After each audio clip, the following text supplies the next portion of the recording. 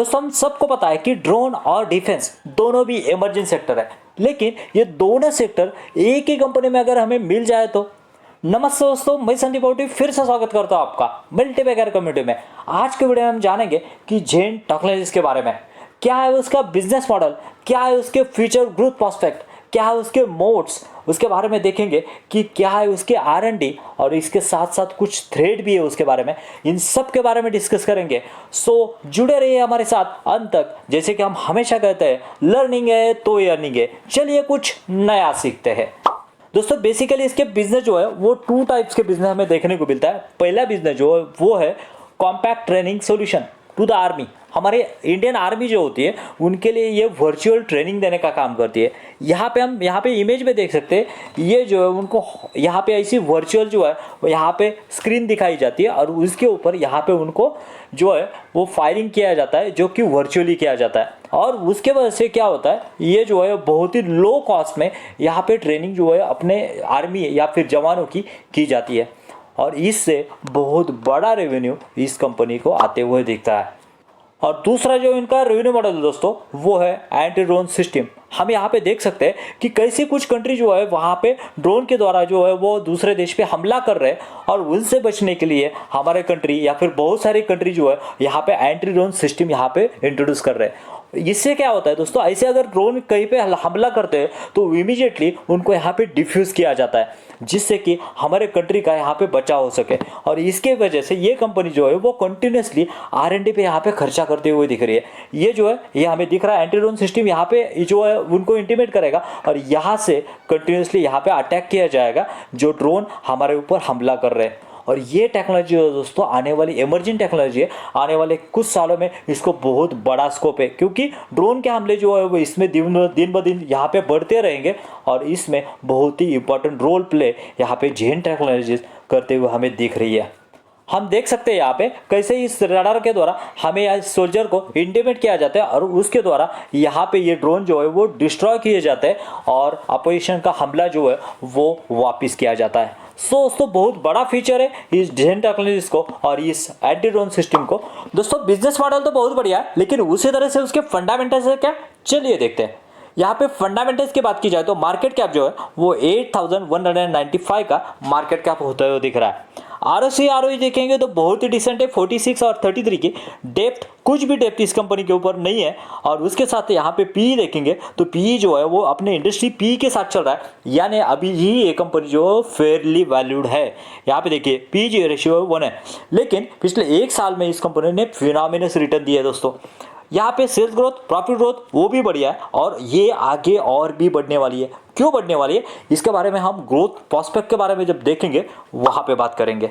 यहाँ पे कंपनी के नेट प्रॉफिट की बात की जाए तो देखिए कंपनी के नेट प्रॉफिट जो है वो बढ़ रहे, बीच में ऊपर नीचे हो रहे, क्यों ऊपर नीचे हो रहे इसके बारे में बात करेंगे आगे। और इसके बाद में देखिए दोस्तों यहाँ पे कंपनी का प्रॉफिट यहाँ पे पिछले 3 साल की बात की जाए तो 100% से सेल्स बढ़ा है। यहाँ पे प्रॉफिट जो है वो 257 से हर साल बढ़ रही है और उस तरह से सेल्स प्राइस जो है वो 138% की और डबल डिजिट में यहाँ पे ROE है, जो कि बहुत ही फिनोमिनस है। कैश फ्लो की बात की जाए तो पॉजिटिव कैश फ्लो है। यहाँ पे बैलेंस शीट की बात की जाए तो फिनोमिनस है, रिजर्व बहुत बढ़ रहे हैं और उस तरह से बोरिंग्स कुछ भी नहीं है।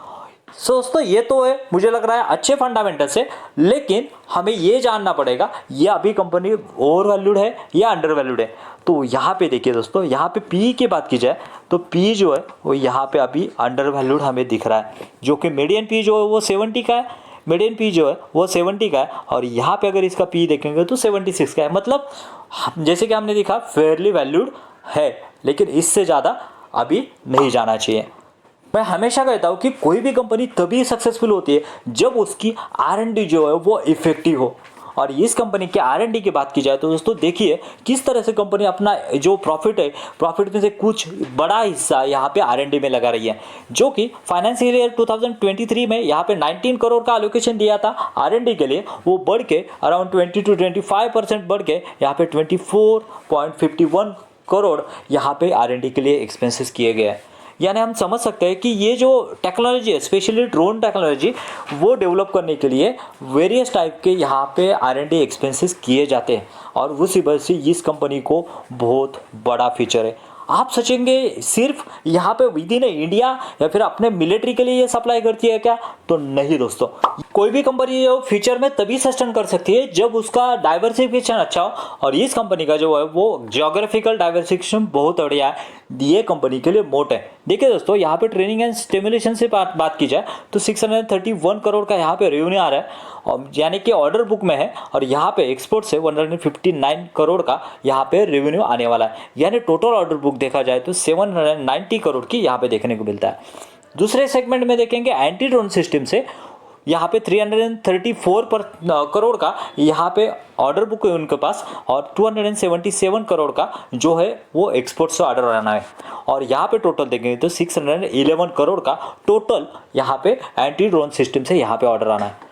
और टोटल की बात की जाए तो 964 करोड़ से डोमेस्टिक और 437 करोड़ से यहाँ पे एक्सपोर्ट के ऑर्डर्स यहाँ पे ऑर्डर बुक यहाँ पे देखने को मिलता है। और क्यूमुलेटिव की बात की जाए तो 1400 करोड़ के ऑर्डर बुक देखने को मिलता है। यानी यहाँ पे बहुत अच्छा डाइवर्सिफिकेशन हमें यहाँ पे दिख रहा है, जो कि 2:1 है। 2% जो है 2:1 हमें यहाँ पे एक्सपोर्ट और डोमेस्टिक का देखने को मिलता है।